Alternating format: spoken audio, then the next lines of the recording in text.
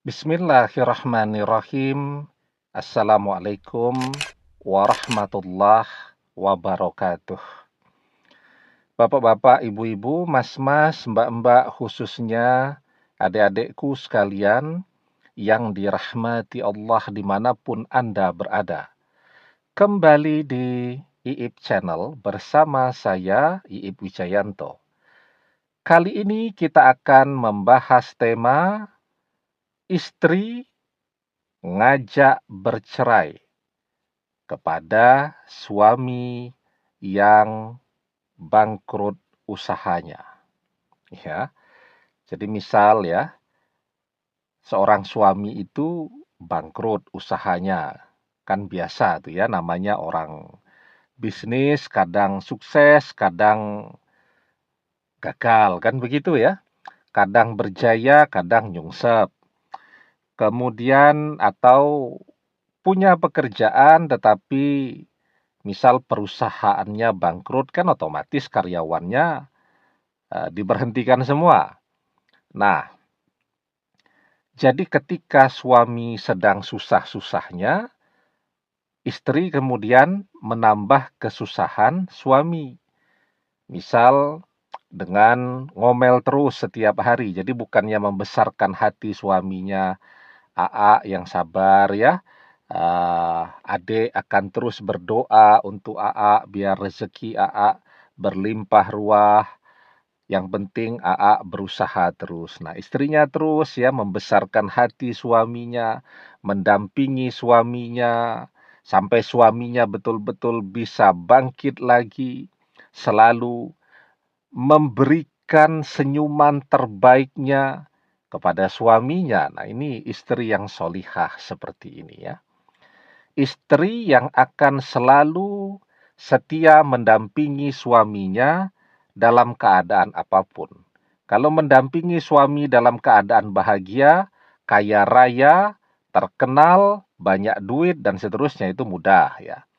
Tapi yang mau mendampingi suaminya dalam keadaan tidak punya apa-apa, apalagi itu ketika suaminya mulai menua, mulai sakit-sakitan, wah itu berat tuh ya. Saya pernah tuh ya, saya membimbing ibadah umroh tahun berapa tuh ya? Tahun sekitar 2017 tuh, yang edisi tahun 2017, karena banyak tuh bimbing umrohnya. Ya. Nah, yang edisi tahun 2017 itu saya ingat betul tuh, sekitar bulan November ya. Jadi ada satu jamaah tuh yang sakit ya. Jadi sakit prostat, sehingga ya kalau pipis itu misal tidur tuh ya di tempat tidur ya. Suaminya ini memang dari penampilannya, dari casingnya kelihatannya memang jauh lebih tua daripada istrinya. Istrinya pokoknya masih cantik lah.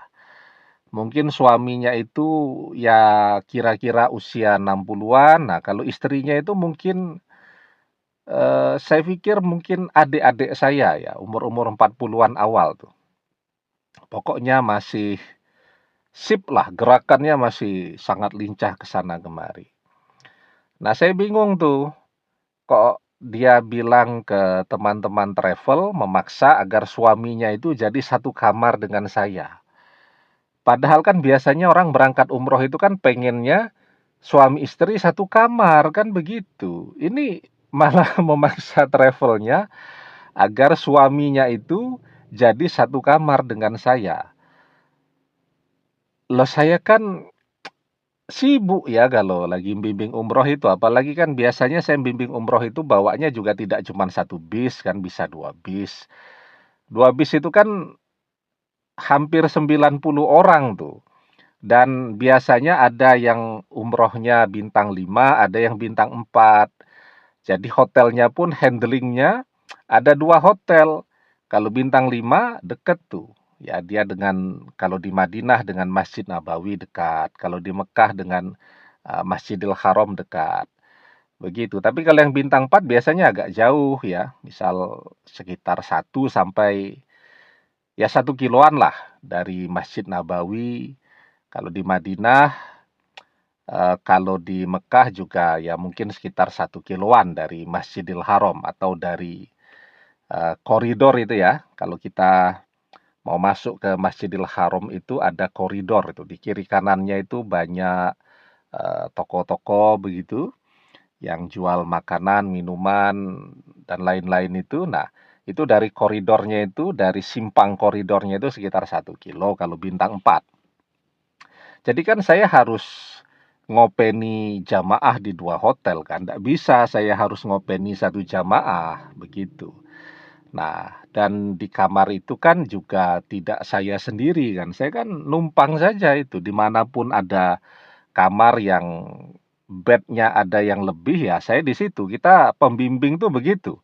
Ya jadi kita tidak punya kekhususan ya, jadi kita di mana ada bed kosong ya disitulah kita masuk. Nah, pokoknya dia minta betul kalau suaminya satu kamar dengan saya. Awalnya saya nggak tahu nih kenapa sih. Nah, ternyata setelah eee, sampai di Madinah ya, kita kan treknya dari Madinah dulu baru ke Mekah. Saya tahu, oh ternyata suaminya sakit ya, sakit prostat dia cerita, sehingga kalau tidur itu harus dikasih perlak begitu, harus, pakai, ya begitu itu, ya. Dan tidak bisa dikontrol ya, pipisnya ya keluar kapan saja, dan kasihan kan sebenarnya, kamar hotel yang ber-AC kan bagus, bintang 4, kemudian tertutup begitu, tapi ada yang pipis begitu kan kasihan jamaah yang lain. Ya kalau kita itu pembimbing itu ya menderita begitu tuh sudah biasalah. Antri makan, tidak kebagian makan karena jamaah duluan kan yang harus makan. Kalau pembimbing itu dia cuman mengantarkan jamaah, misal ini ruang makannya. Nah, nanti ya makan terakhir itu. Kalau tidak kebagian makan